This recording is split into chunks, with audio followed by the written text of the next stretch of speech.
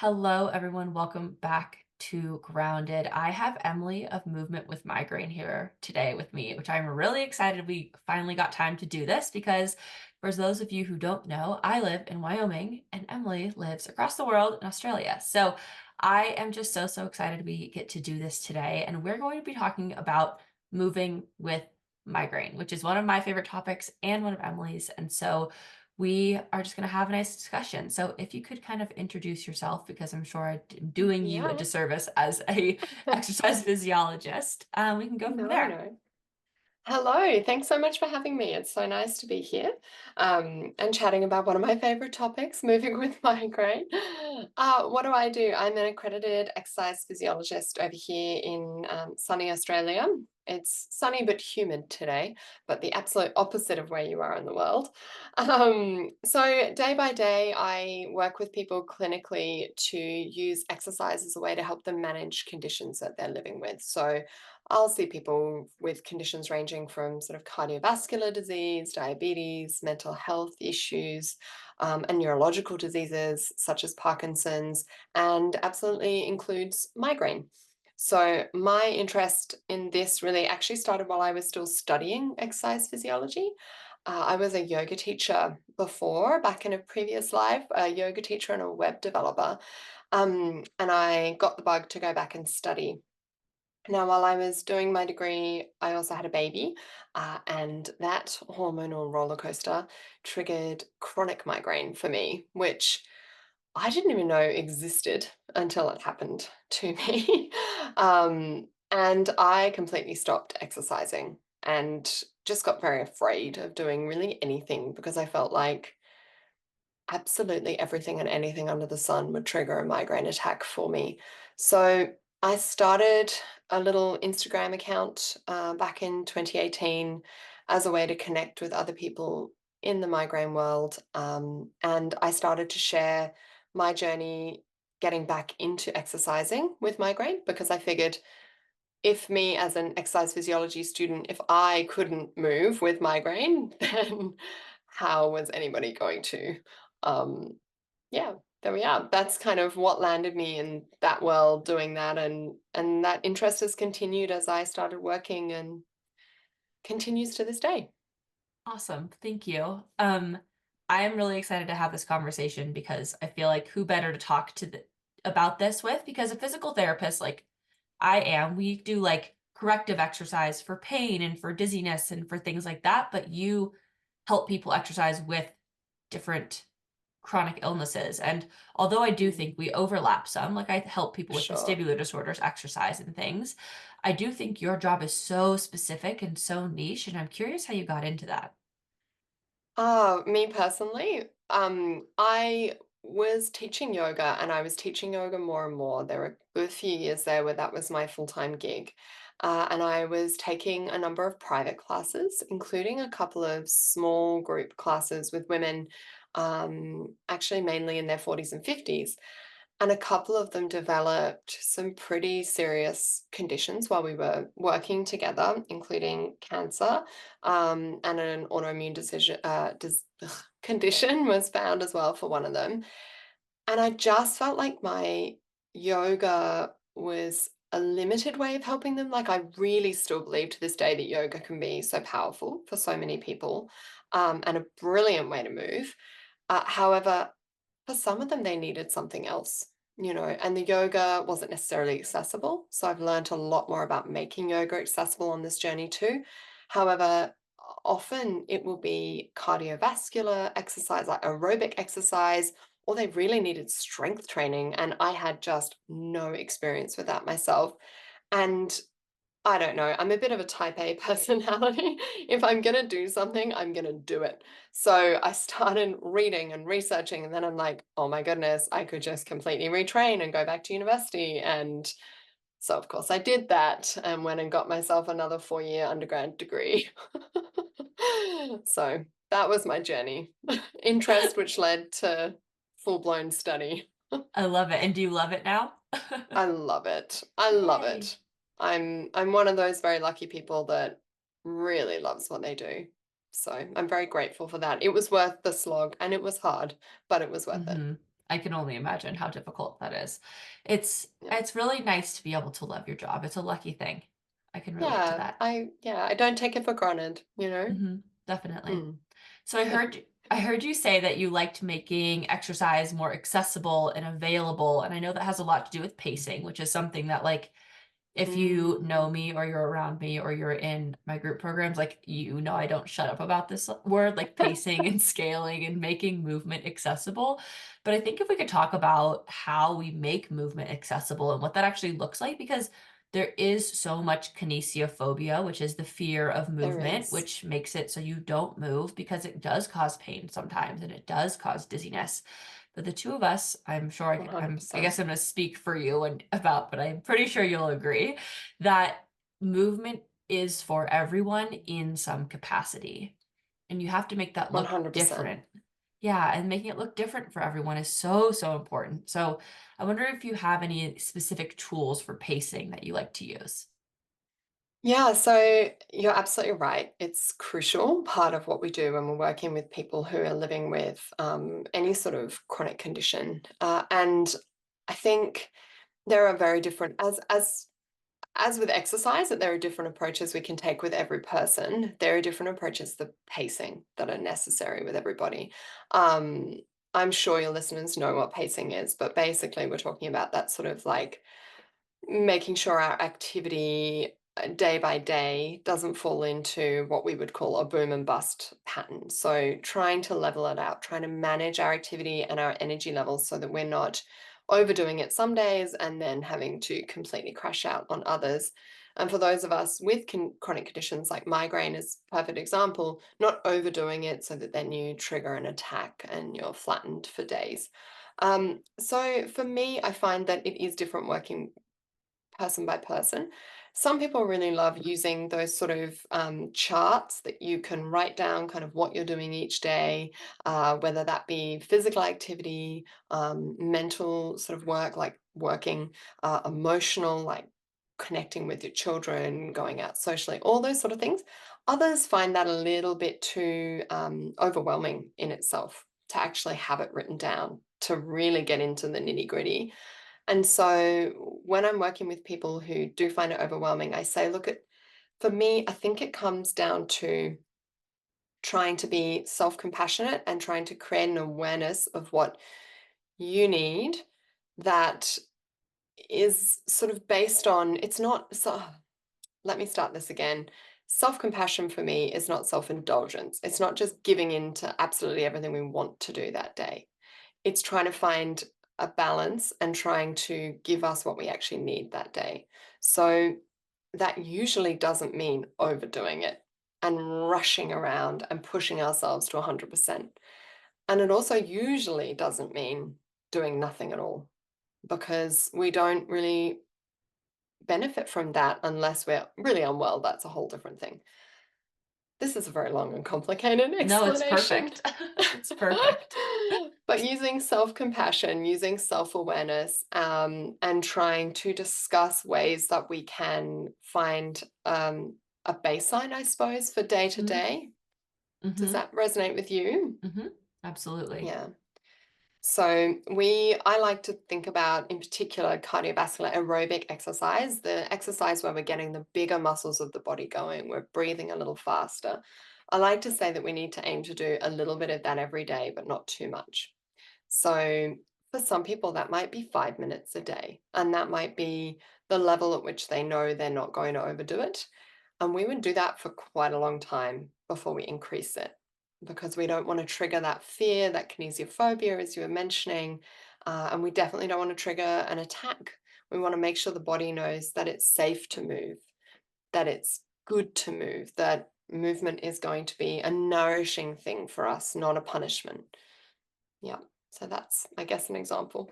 I love those examples, and I am literally taking notes on the things you're saying so we can circle back to them because first, I think it's so important to say about you're gonna do 5 minutes. I always tell everyone to start with 5 minutes, and everyone looks at me like I have 6 heads. And Yes. and I'm sure you can relate to that feeling, but it is such a bizarre thing to say, like, "I'm gonna exercise for 5 minutes." Like, how am I gonna get a workout like that? Like, I might as well do nothing at all. And I think it's important to remember that it's not about like I'm getting a workout when we're trying to start moving again. It's about how do I show my body that this is safe? And the point about safety you made is so, so important because your heart rate is rising. Your blood pressure is changing. Your breathing rate is changing. Your pupils look different. All of these physiological responses happen in your body that mimic the fight or flight response, which Yep, triggers, oh my gosh, we are need to run from the big lion right now. We need to be afraid. And so we need to tell our bodies we're doing this and it's safe and we can just do it for a little bit and then we can go be calm. And exactly. I think that process is so overlooked and so, so important. And doing 5 minutes of exercise, again, everyone always looks at me like I have six heads and says, like, I'm not even gonna do that. But then when they do it, it works almost every single time. Like I'd say there's a 99% success rate with Completely really agree. slow and steady. I like the little turtle emoji on my phone that I like send. I'm like, Yes. please be like this turtle. You will win the race every single time. Well, I try to remind people that like working with health professionals and trying to find ways to move when you're living with a chronic condition, it's so different to like that sort of toxic fitness culture. Oh my God, beach body ready in 6 weeks. It's no, our job is to work with you to find a sustainable way to work with exercise, a long term relationship with movement that is based on self compassion and based on finding movement that nourishes you and is super like beneficial and enjoyable. I think some people think that exercise can't be enjoyable. And I would say maybe certain exercise won't be enjoyable, but is still good for you and you enjoy the benefits. But there will be some exercise that you probably enjoy, you just haven't found it yet for most people. I'm not going to say Totally. everybody, you can't generalize like that. But Totally. you know, I tell them to look long term. Like if we're doing Uh-huh. 5 minutes a day to start with, it's not going to be 5 minutes a day in 6 months. Mhm. And if it is, it'll be 5 minutes a day that is really enjoyable and 100% does not trigger an attack. Do you know Mhm. what I mean? So Absolutely. I'm still winning. Absolutely. And strength training and exercise, strength training especially, is one of those things that actually can help you reduce your migraine burden. So migraine frequency, migraine intensity, things like that. And they say strength training's first, high intensity interval training is after that. But I find it so hard to get into high intensity aerobics.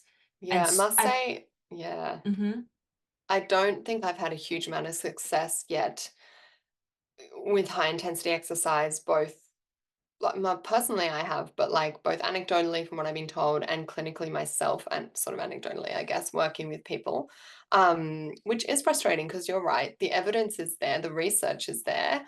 I will say the most research supports regular aerobic exercise. So there is brilliant, brilliant evidence for mhm. strength training and high intensity and yoga now too.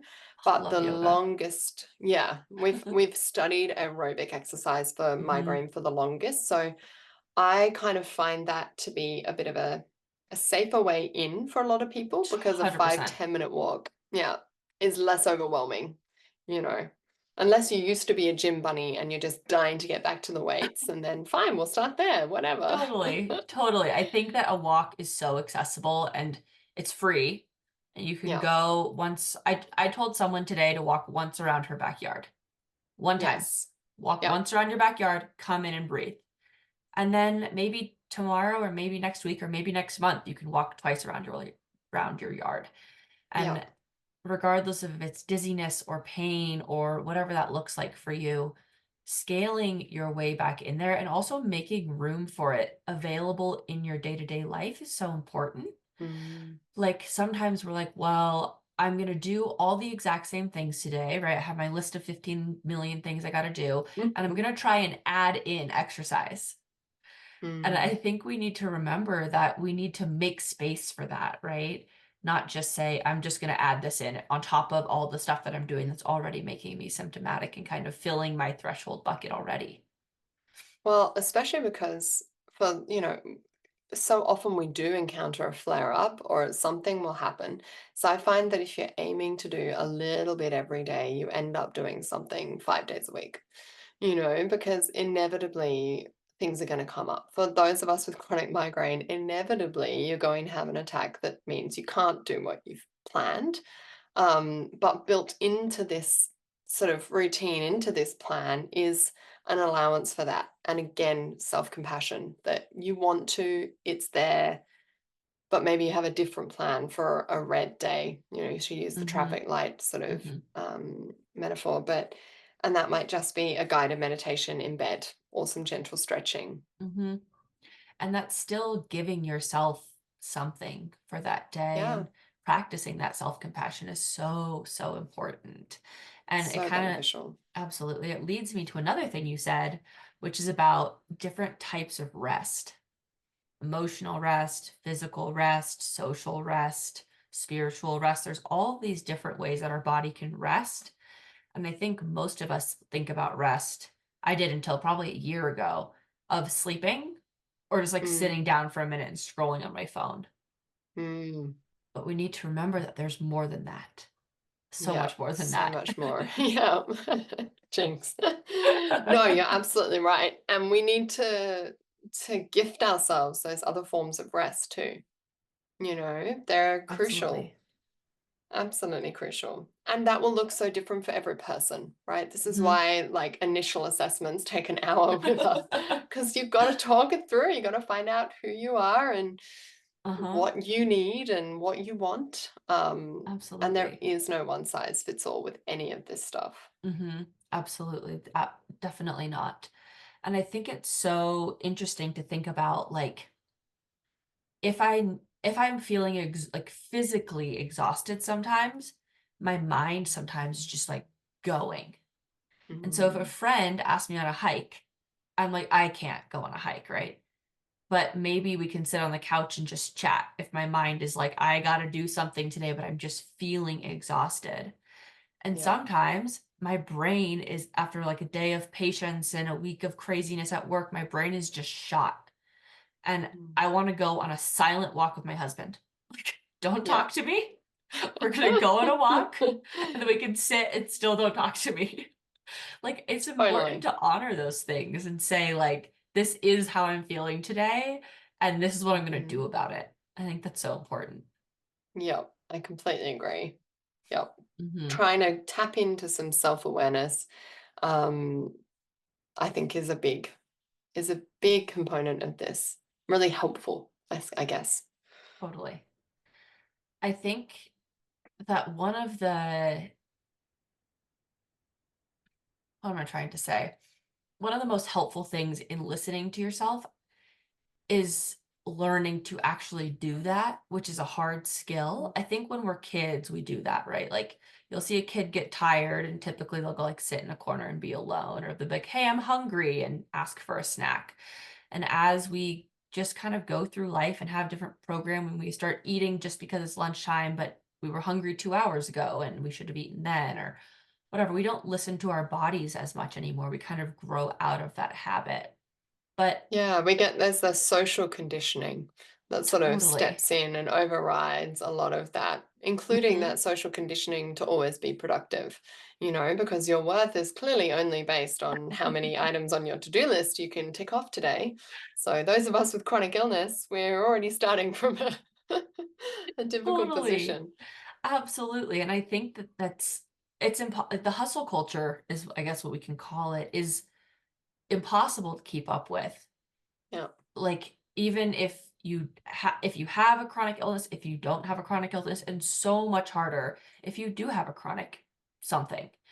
Yeah. And giving yourself that space to say like, "Hey, I need to listen to what my body has to say today, and I can't actually go do XYZ thing."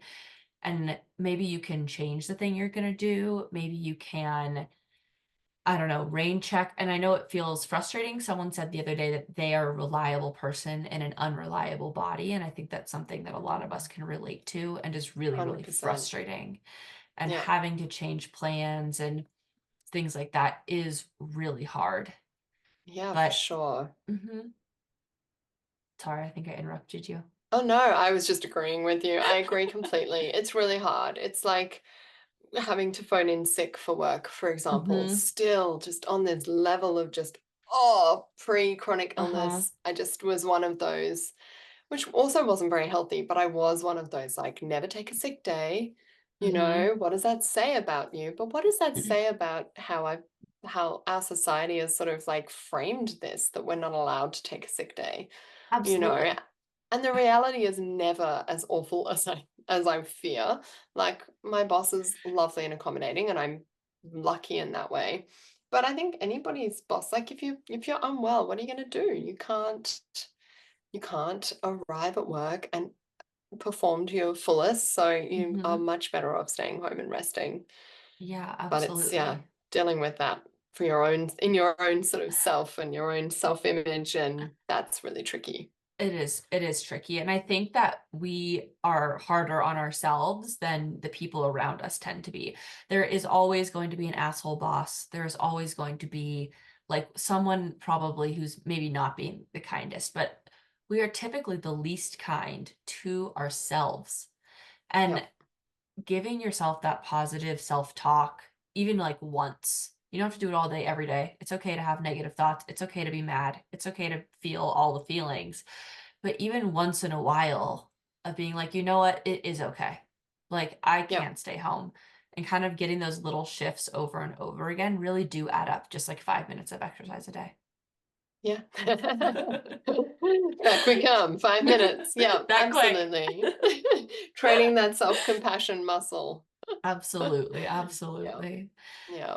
So I'm curious if, since we're kind of talking about flares, like you have an attack or you have a bad couple of weeks or you're not feeling so good for whatever reason, there's a million reasons not to feel so hot.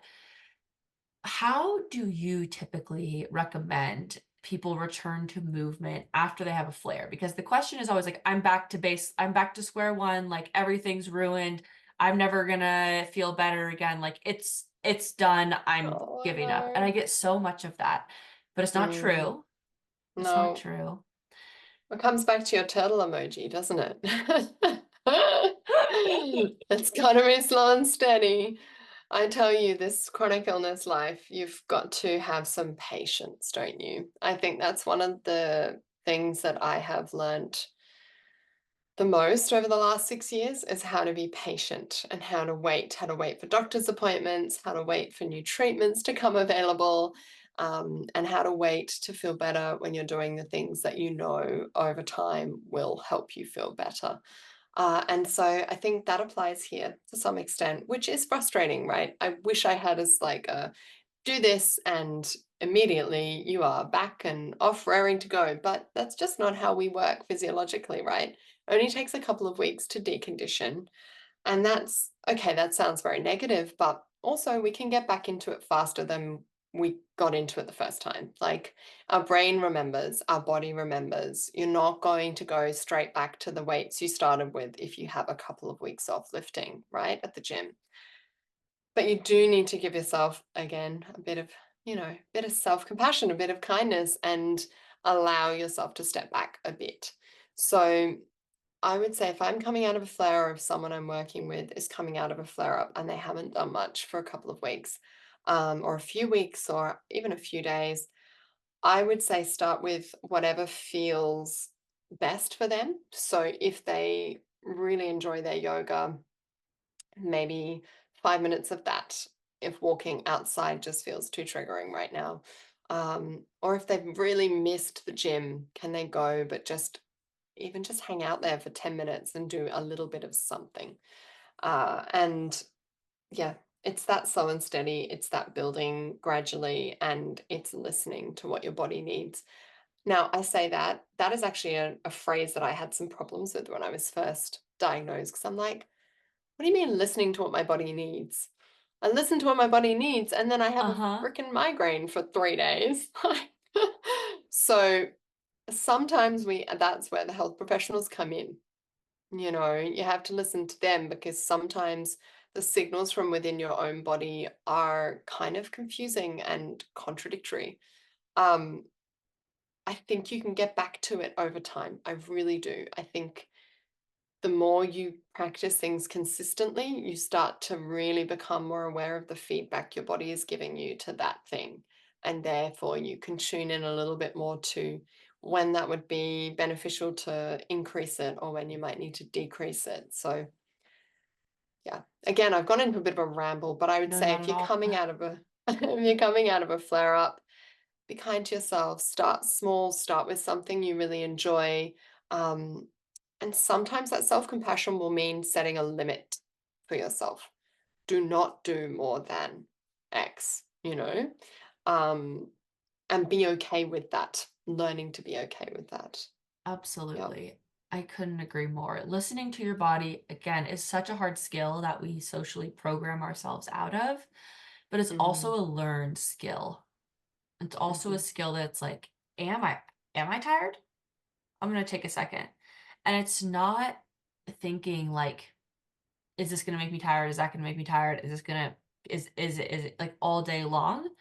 It's just like if you get like a ping of like, hey, maybe check in, which takes practice. It takes intention mm, and it takes practice and it takes time of, hey, actually, do I need something right now? Right? Is this a mm, prodrome exhaustion for migraine? Like, is this mm. the pre-migraine exhaustion that's happening? Is this a weird symptom that's new, or is this something that's happened before and I know what to do about this? And Yep. taking the medication when you need the medication and not beating Yes. yourself up about it, which is hard, but Yep. doing it and taking the supplement if you need those, or using the device that you use, or whatever toolkit you've packed up, right? And kind of decided that works for you, which can always change, can always be different. Yeah. You can always be So, like, this so doesn't work true. anymore. Yep. Whatever Yep. those Remove things that, are. add this. Exactly. I think Exactly. this is a slight change of tack, but I will say I think this is where meditation can be quite helpful. So I know we're talking about exercise, but we're talking about creating this awareness, this inner self-awareness.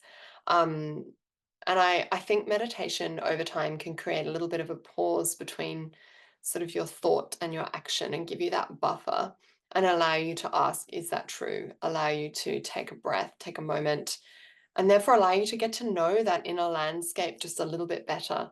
So I often recommend that as a way in. I think it's not appropriate for everybody. Definitely not every technique used in meditation is appropriate for everybody, especially sort of you have to be careful with trauma-informed approaches for in certain cases. But I think there are ways into that sort of state, that practicing mindfulness, practicing loving kindness, working with the breath. And I think that can be a really lovely complementary thing when you're starting to move and get back into the body. I totally agree. I think it takes, when you are returning to movement, so much trust in yourself that might have been broken from your Mm, body reacting to something poorly, or you had a migraine attack, and that is trust breaking and frustrating and all of the emotions that come with that. And mm, rebuilding that trust does take time, and especially when it's broken over and over again, considering like, how do I build this again? And I do agree completely that meditation is such a good combination thing to go yeah. with movement, especially if you're dizzy and Mm, especially if you have a vestibular disorder, because in that case, your body really is like, are we still moving?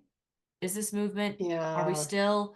And if you can Yep. take that moment and be like, hey, we're not moving anymore. I'm okay. This is safe. That movement was safe. I did that on purpose. XYZ, that Yep. moment of meditation can be really helpful.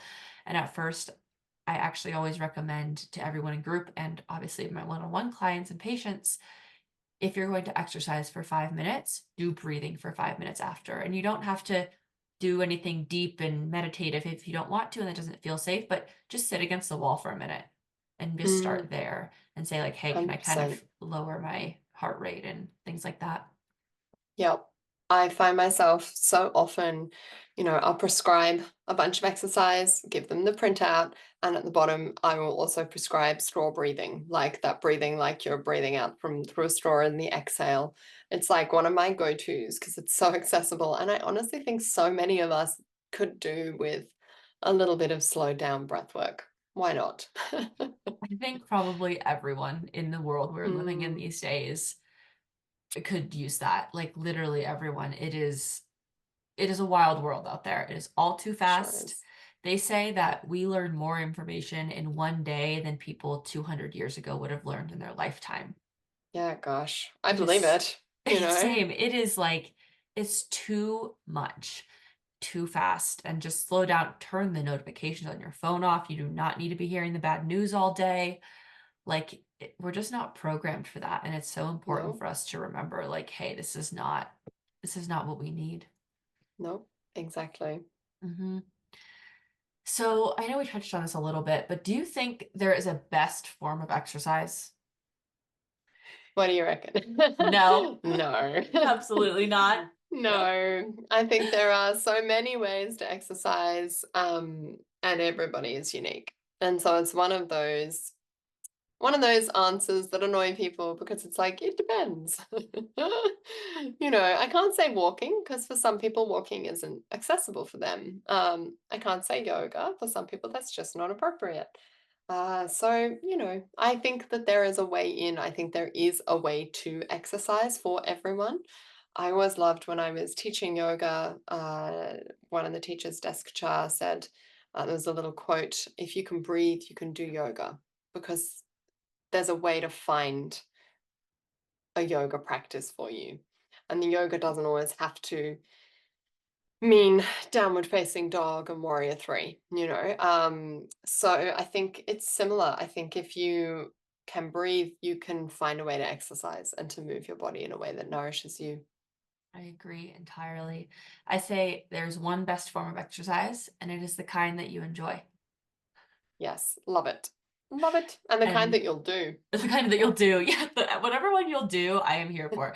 In Yeah. Vestibular Group Fit, we have like 9 different kinds of exercise every week Mm, because I'm just like everyone's got to find something they like. So there's everything from like exactly. ballroom and Tai Chi to strength training. And I don't care which one you do, just do one of them for 3 minutes and Love it. kind of work up from there. I think it's so important.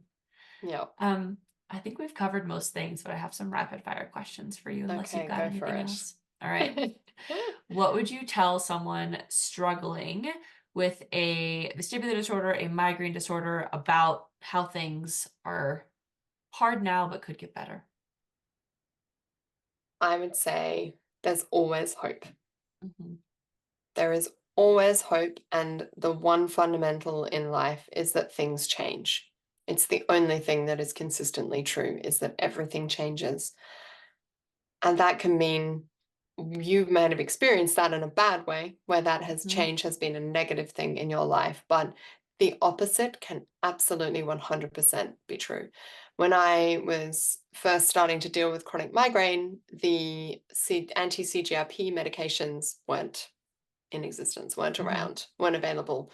That change somebody might not have seen coming a decade ago. And it doesn't always have to be pharmaceutical. We can find other ways. And your body cycled into this. There's also no reason why your body can't cycle out of it. That is not always the case for certain autoimmune conditions and this sort of thing, but there absolutely are cases of that happening for these particular disorders that you can enter a period of remission. You will never probably be able to cure migraine because it's a neurological condition that you've got, but you can go into a lifelong remission if you find a way that works for you. So hold on to hope. Things will always change. Things can change for the better in ways that you can't imagine right now. You're so right. I love that. You always are so well spoken. Oh, you're very sweet. What accommodations do you give yourself at work, personally, that you find have been most helpful over the last couple of years or just life? I've had to learn to really speak up about what I need and what I need from other people, I suppose. So I've had to absolutely ask at work that my colleagues, they don't wear perfume anyway because we deal with, we work with so many people with different things going on that could be triggering. But I know in a lot of clinics, they have things like fragrance candles that go on. And I happen to know we used to, and I had to ask if we could just please not do that. And same with my friends. It was quite awkward, but I see, these wonderful friends that I have on a regular basis, and I just had to be honest with them and say, I know that you like wearing this perfume. I'm really sorry to be a pain, but could you not when we catch up? Um, and that took time, I think, to really get my head around the fact that I was allowed to ask for these things. I'm allowed to ask for things that I need to help me feel better. I always offer when people come into the clinic, I offer the lights off if they would like it. When I take our chair yoga classes, I run 2 chair yoga classes a week in clinic, and we always switch the lights off because for me personally, I need that to be able to get into that Zen sort of space. So yeah, I think learning to ask for what you need. And I can't really give specific accommodations that are blanket because, as we said, it's so unique for everybody. I think that the accommodation, though, that you're allowed to ask for help is so important. Mm, mm, Allowing yourself to say, like, hey, I am allowed to ask my good friends not to wear perfume. You can't ask the like random lady you see on the street that you don't know necessarily, that you pass yeah. on the way to work, but the people you see, catch up with, things like that. And I love the tip about fragrance candles. Oh, yeah. Take They're them like out. my enemy. It's like we had Enemy a number secret one. Santa and it was like on my list. Please remember nothing smelly. Like Perfect. I think it's that's always been genius. my kryptonite for migraine. It's so funny. So again, all our triggers are so individual and unique. But like I was like 6 and I said to my mum, "Mummy, you have to put your perfume on after you say goodbye to me before you go to work, or I get a perfume headache." And we now know that was like Migraine. poor little Emily going off with a migraine after Oh mum no. came in with her Chanel number 5 on or whatever. Like, great. Great. Oh my Oh, goodness. Boundaries at young ages. I love it. I know. Honestly. All right, last one. What is the best piece of advice someone has ever given you? This is such a hard It's question. so hard. You get so much advice. I'm going to reveal myself as a mum of 2 girls now, 2 young girls. And I'm going to go for the advice from Anna in Frozen. You just got to do the next right thing. That's it applies to so much of life and it's Does. just brilliant. And I use it with my girls because I know they know it and I know that they know where it comes from. Just do the next right thing. If you just focus on the step in front of you and you try to put your foot forward, you know, step by step, you'll get there. I love that. I'm writing it down. Just do the next right. I've seen that movie. I know exactly what you're talking about. Just do the Oh next my right thing. gosh. If Okay, Freya was well. here, she'd sing it for you, but I won't. Ah, that's amazing. Well, thank you so much for being here. I really appreciate it. And I'm Thanks for sure having everyone me. will love this. Of course. Oh my gosh, it's my pleasure. Fun Uh, hanging out. Absolutely. Nice to finally meet you in sort of Yeah. person. Yep. See ya. Maybe in person in the next couple of Yes, years. I We'll hope see. so. So I'm on Instagram at Movement with Migraine.